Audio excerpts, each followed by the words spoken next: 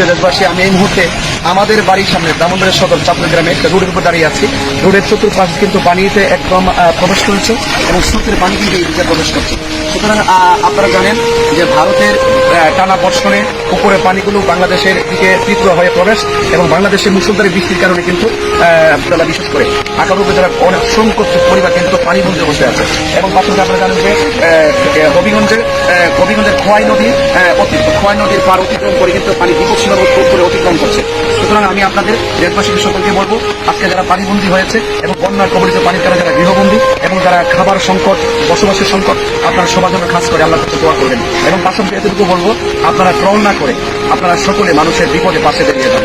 আজকে মানুষগুলো ঘরে ঘুমাতে পারছে না এবং অসংখ্য আপনাদের আখাউড়া একটা প্রেগনেন্সি মহিলা এই বৃষ্টির কারণে হঠাৎ পানি আসার কারণে কিন্তু মহিলাটা কিন্তু হসপিটালে কিন্তু ইন্তেকাল করেছেন। আল্লাহ পাক থেকে শাহাদাতের মর্যাদা দান করুন। এবং আপনারা সবাই সবার যার যতটুকু তৌফিক আছে সেই অনুপাতে কিন্তু আপনারা সবাই পাশে দাঁড়াবেন, মানুষের বিপদে পাশে দাঁড়াবেন।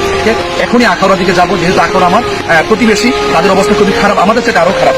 সেই জন্য আমি সেখানে যাচ্ছি। আপনারা সবাই দোয়া করবেন এবং সকলে সহযোগিতার হাত বাড়িয়ে দিবেন। সকলে মানুষের বিপদ, আজকে তাদের বিপদ, কালকে আবার আমাদের বিপদ হতে পারে। সেই জন্য আপনারা আমাদের বাড়িতে কিন্তু একদম ওখানে কিন্তু আমাদের বাড়ি এখানে কিন্তু এত পানি কিন্তু আমরা দেখি নেই। সুতরাং এখানে যদি এই অবস্থা হয়, তাহলে যারা একটু নিচে আছে তাদের কি অবস্থা হয়েছে তা আপনারা সহজে অনুভব করতে পারেন।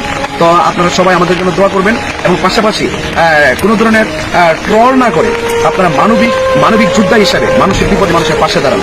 যে মানুষগুলো মানুষের বিপদে পাশে দাঁড়িয়েছিল অতীতে, তারা কিন্তু অবশ্যই আমাদেরকে অনুপ্রেরণার জায়গা। আপনারা এরকম কাউকে কোনো কিছু না বলে যাদের তৌফিক আছে সেই অনুপাতে আপনারা পানিবন্দী মানুষের পাশে আপনারা দাঁড়িয়ে যান। যেটুকু পারেন সহযোগিতার হাত বাড়িয়ে দেন। এবং আমাদের আখারও অবস্থা খুবই খারাপ এবং আমাদের বাড়ির সামনে আমি 2004 সালের পরে এই 20 বছরের ভিতরে এত পানি আমাদের এখানে প্রবেশ করে নাই। আমাদের রোডেও কিন্তু পানি উঠে গেছে। তো সুতরাং আপনারা সবাই আমাদের জন্য দোয়া করেন এবং আমি আশা করি আপনারা সবাই বিপদে পাশে থাকবেন। আজকে তাদের বিপদ আগামীকাল আমাদেরও হতে পারে। আমি কিন্তু এখানে যে পানি এসেছে আমি মনে করি এরপরে আমরা ভালো আছি। আমার চাইতে যারা খারাপ আছে, আমার চাইতে যারা আরো কষ্টে আছে, আমরা তাদের পাশে এখনই যাচ্ছি।